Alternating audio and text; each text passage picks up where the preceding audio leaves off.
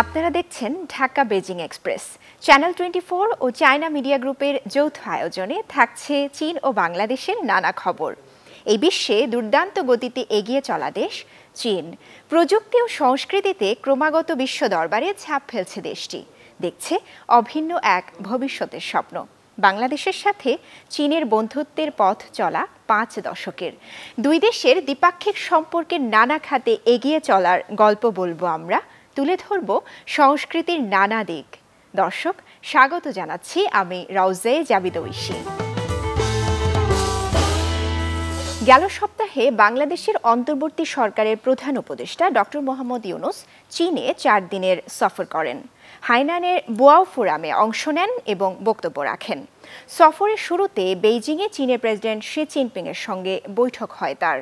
সফরকালে China media গ্রুপকে দেয়া বিশেষ সাক্ষাৎকারে চীন ও বাংলাদেশের দ্বিপাক্ষিক সম্পর্ক, অর্থনৈতিক ও বাণিজ্যিক সহযোগিতা এবং বিভিন্ন প্রকল্প ও পরিকল্পনা বাস্তবায়ন সহ একাধিক বিষয় নিয়ে কথা বলেন প্রধান উপদেষ্টা ডক্টর মোহাম্মদ ইউনুস। ভীষণ রকমের একটা সমর্থন সবার কাছ থেকে পেয়েছি, বিশেষ করে চীন সরকারের পক্ষ থেকে তাদের সমর্থন একেবারে সীমাহীন সমর্থন। কাজেই আমাদেরকে এটা আনন্দ দেয় যে এরকম এই পরিস্থিতিতে চীনের সমর্থন পাওয়া, তাদের সহযোগিতা পাওয়া আমাদের জন্য খুবই দরকারি। কারণ আমরা বড় রকমের সংস্কার করতে চাই, দেশকে নতুনভাবে গড়তে চাই, সেখানে অনেক প্রয়োজন, অনেক সাহায্য সহযোগিতার প্রয়োজন আছে। সব মিলিয়ে এই সফরটা খুবই সুন্দর হয়েছে। চীন বাংলাদেশকে সমর্থন ও সহযোগিতা করতে প্রস্তুত বলে জানিয়েছেন বাংলাদেশের অন্তর্বর্তী সরকারের প্রধান উপদেষ্টা ডক্টর মোহাম্মদ ইউনুস। সম্প্রতি চীন সফরে বেইজিংয়ে চায়না মিডিয়া গ্রুপকে দেওয়া বিশেষ সাক্ষাৎকারে তিনি কথা বলেন। প্রায় 1 দশকেরও আগে চীন সফরে এসে দেশটির গ্রামাঞ্চলের নারীদের দরিদ্রতা দেখেন ডক্টর ইউনুস। প্রফেসর দূর কারণে চীনের গভীর অভ্যন্তরে যাওয়ার আমার সুযোগ হয়েছে। দরিদ্রের চেহারা দুনিয়ার সর্বত্র একই, সেটা চীনে হোক, বাংলাদেশে হোক, অন্য দেশে হোক। সেটার কি সমাধান আছে? সমাধানটা হলো মানুষের যে সৃজনশীলতা, সেটাকেই যদি স্বীকৃতি দিয়ে সমাজ যদি তার প্রাতিষ্ঠানিক আয়োজন করত, তোমার কাজ তুমি করো, আমি তোমাকে সহযোগিতা করব যাতে করে সেটাতে তুমি এগিয়ে যেতে পারো। বাংলাদেশে যেমন, এখানেও চীনেও তাই, ঘরে নানা রকমের প্রাণী পালন করে, যেগুলো বিক্রি করে, নিজেরা খায়, এরকম। কিন্তু পয়সা নেই, টাকার অভাব। কাজে ওই ক্ষুদ্র ঋণটা ওই কাজে লাগলো, যে টাকাটা হাতে পেলে সেটাকে ব্যবহার করতে পারে। মনে হলো যে তার একটা হাতের মধ্যে একটা শক্তি আসলো, ওই শক্তিটাকে ব্যবহার করে তার জীবন পরিবর্তন করা। মহিলাদের অবস্থা সব জায়গাতে একই রকম, চীনে যেরকম বাংলাদেশে এরকম। চীনে মহিলাদের অবস্থার পরিবর্তন দ্রুত গতিতে হয়েছে, কিন্তু যে সময় আমরা ঘোরাঘুরি করছি চীনে, তখনও অবস্থা খুবই খারাপ অবস্থার মধ্যে ছিল মেয়েরা। তো তার মধ্যেও এটুকু সুযোগ পেয়ে তারা যে কী পরিমাণ আনন্দিত হতো, তাদের ছেলে মেয়েরা আমাদেরকে ঘিরে রাখতো, যে এটা খুব মূল্যবান কথা, মূল্যবান মানুষজন এখানে এসছে, তাদের সঙ্গে কথা বলার সুযোগ পাওয়া। তো আমার কাছে ভালো লাগতো যে চীন আর বাংলাদেশে কোনো তফাৎ দেখি নাই, একই পরিস্থিতি, একই জায়গা। আমি আপনার কাছে জানতে চাই, এখন আপনার এই প্রস্তাবিত 3.4 এবং চীনের প্রেসিডেন্ট শি জিনপিং এর প্রস্তাবিত চীনা স্তরের আধুনিকীকরণ তত্ত্ব, এর মধ্যে কোনো মিল আছে? অনেক সামঞ্জস্য আছে, বিষয়গুলো তো একই, বিভিন্নভাবে বলা হচ্ছে, একই ধরনের একই লক্ষ্যে আমরা পৌঁছানোর চেষ্টা করছি। অর্থাৎ এটা নতুন পৃথিবী সৃষ্টি করতে হবে। এই পুরনো পৃথিবী যতই আমরা এটাকে টেনে ছিঁড়ে এগিয়ে নিয়ে যেতে চাই, আমাদের পরিশ্রমটা সার্থক হচ্ছে না। কাজে আমাদের চেষ্টা হবে এইটা মেরামতি কাজে না গিয়ে বরং সুন্দর করে নতুন করে আবার গড়া, কাঠামোটা করা, চিন্তার কাঠামোটা করা। এটি ছিল 3.0 মূল কথাটা। এবং পরিষ্কারভাবে বলা আমরা কি চাই, সেটা হলে তারপরে অন্যান্য প্রাতিষ্ঠানিক আয়োজন এই লক্ষ্যকে স্থির করে করা। চীন বাংলাদেশ দ্বিপক্ষীয় সম্পর্ক নিয়ে করা এক প্রশ্নের জবাবে বাংলাদেশের প্রধান উপদেষ্টা বলেন, প্রেসিডেন্ট শির সঙ্গে তার সফল আলোচনা হয়েছে। বাংলাদেশের এই পরিস্থিতিতে সহায়তা ও সমর্থন দরকার। চীন তাতে আগ্রহী এবং প্রেসিডেন্ট শি চেষ্টা করবেন তা বাংলাদেশকে যথাসময়ে পৌঁছে দিতে। তো চীন ও বাংলাদেশের দ্বিপাক্ষিক সম্পর্কের মধ্যে অর্থনীতি ও বাণিজ্য একটা গুরুত্বপূর্ণ অংশ। তারা আপনি মনে করেন এই ক্ষেত্রে আর কি কাজে অগ্রগতি হতে পারেন?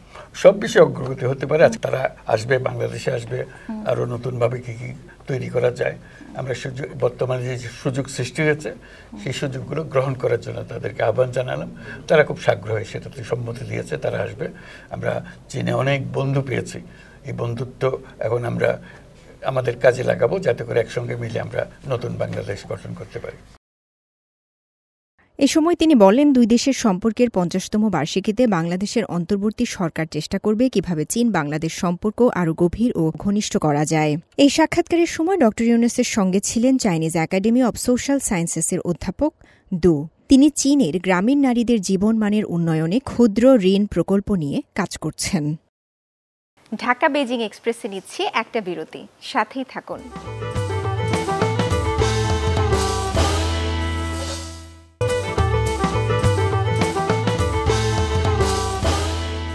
বিরতির পর আবারও ফিরলাম ঢাকা বেজিং এক্সপ্রেসে।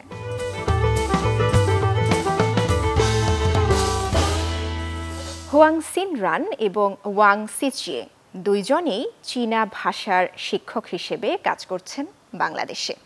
ঐতিহ্যবাহী চীনা বাদ্যযন্ত্রে ফুটিয়ে তোলা করুণ সুর তাদের খুব টানে, তাই অবসর পেলেই বসে যান বেহালার মতো দেখতে চীনা বাদ্যযন্ত্র আর হুহাতে। বাংলাদেশের খাবারও তাদের বেশ পছন্দ। তারা মনে করেন দুই দেশের সংস্কৃতিতে মিল আছে বেশ। বাদ্যযন্ত্রের সুর আমাদের অনেকেরই পছন্দ, আর সেটি যদি হয় চীনা কোনো ঐতিহ্যবাহী বাদ্যযন্ত্র আরহু, তাহলে তো কথাই নেই। আমরা নর্থ সাউথ বিশ্ববিদ্যালয়ের কনফুসিয়াস ইনস্টিটিউটের দুইজন তরুণ চীনা শিক্ষকের কাছ থেকে শুনব সেই বাদ্যযন্ত্রের সুর এবং বাংলাদেশে থাকার অভিজ্ঞতা সম্পর্কেও তারা আমাদেরকে বলবেন। চলুন তাহলে আমার সঙ্গে।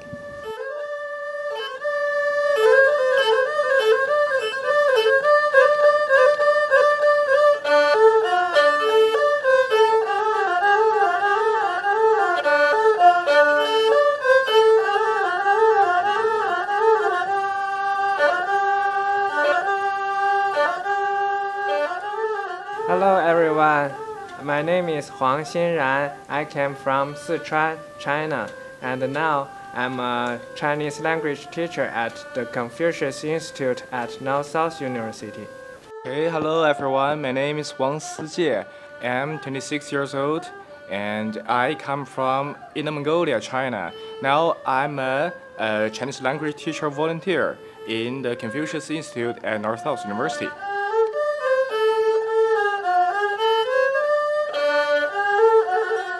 I think Bangladesh, I'm living here and it's a fresh experience to me. So because I can feel every different things. Because things are here, between here and China are absolutely different. And how do you like Bangladeshi food and culture? For culture, you know, we are doing the cultural job, and so we like culture. I like culture, and after I come here, I can feel this. Everything here contains culture. So for food, you know what I like most. I like biryani most. Yeah, you know the people from their own country usually like the food from their own country. If I'm a Chinese, I should like Chinese food more. But sometimes, if you give me a Chinese food here and also biryani, I may choose biryani. Who inspired you to play instrument? Who inspired me? I think it's my dad. It's my dad, because my father always has his own way to cultivate me. I have lived in Bangladesh more than 1 year. I met so many interesting things. One most interesting thing I would like to share is, in Bangladesh people really like to do a selfie. So the first time I arrived in Bangladesh in the airport, and the people saw me, they hey, come, Chinese friend, let's take selfie. I was so shy that time. I find out that both China and the Bangladesh people, we love to drink tea. This is the similar culture. So in Bangladesh, every day people drink tea, and in China we also drink tea. Where do you see yourself in 10 years? Okay, 10 years will be a very long time. Now I'm a Chinese language teacher. I already worked as a teacher like more than 8 years, almost 8 years. So I think after 10 years I will still be a Chinese teacher. As a young teacher, do you have any message for your students? Because study is always useful and helpful. It doesn't mean that you have to study everything, every subject that you are forced to study. Yeah, I mean that you'd better choose what you want to like to study. In which area you are interested in. So if you are in geography, study geography. If you are interested in culture, you study culture.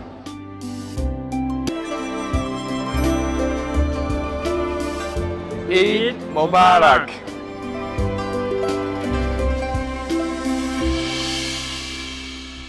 Dhaka Beijing এক্সপ্রেসে নিচ্ছি আরও একটা বিরতি, সাথেই থাকুন।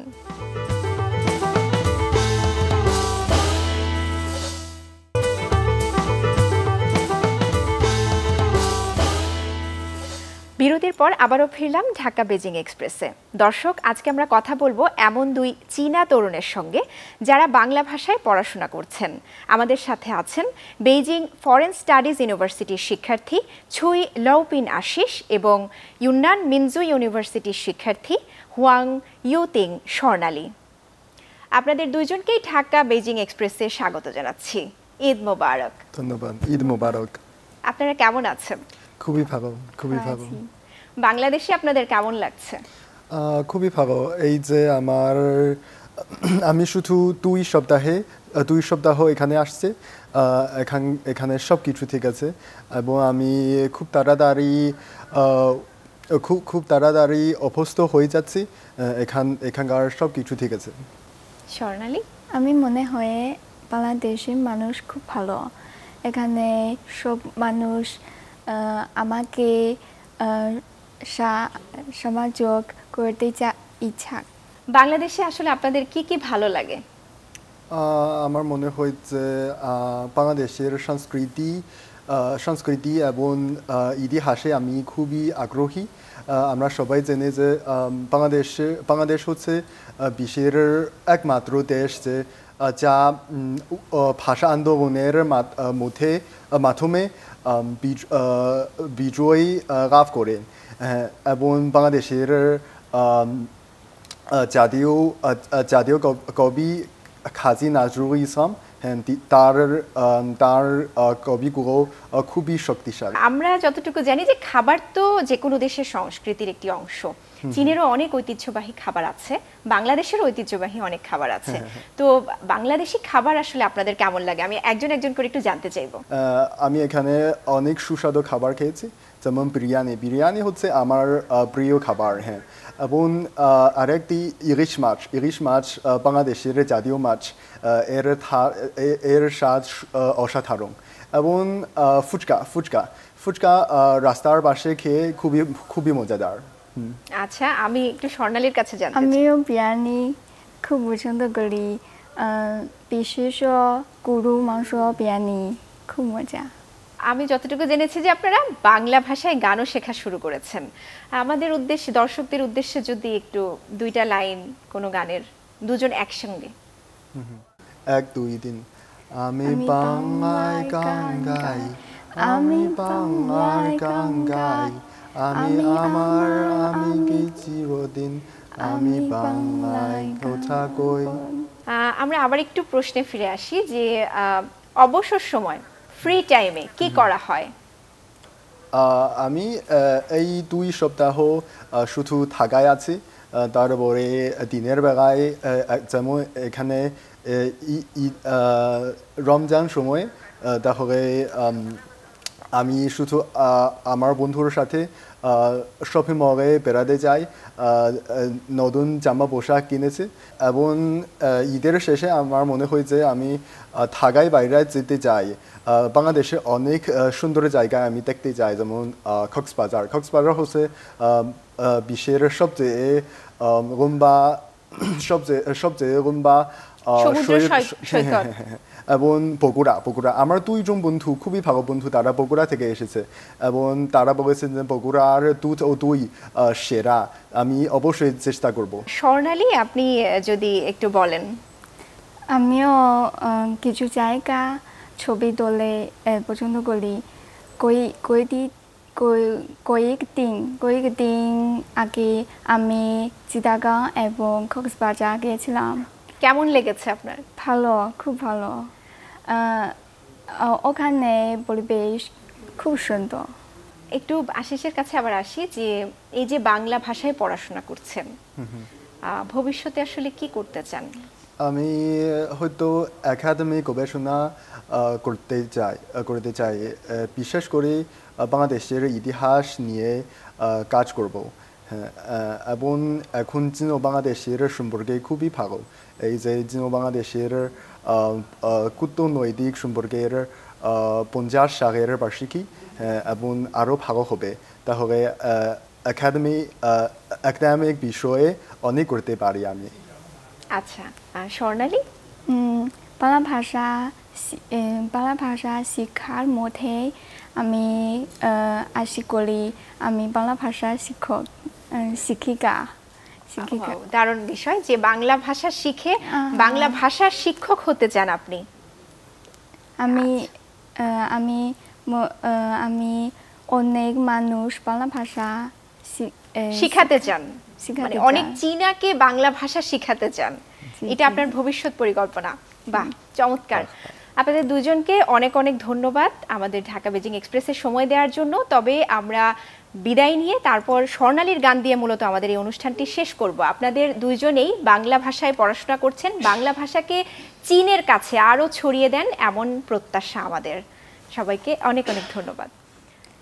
কারণ নিশে ফু ও বেখাবো গু থাকু ছুঁয়ে এগু অগু থাকু ছুঁয়ে শহরে বাতাস ছুঁয়ে থাকু নিয় আকাশ আবার ছাওয়া জোরে যায় হে জলের দিন অভিমানে জমে আমি ব্যথাহীন আবছায়া চলে যায় হে জলের দিন অভিমানে জমে আমি ব্যথাহীন আহারে জীবন আহা জীবন চলে ভাষা বন্ধ যেমন আহারে জীবন আহা জীবন চলে ভাষা বন্ধ জীবন।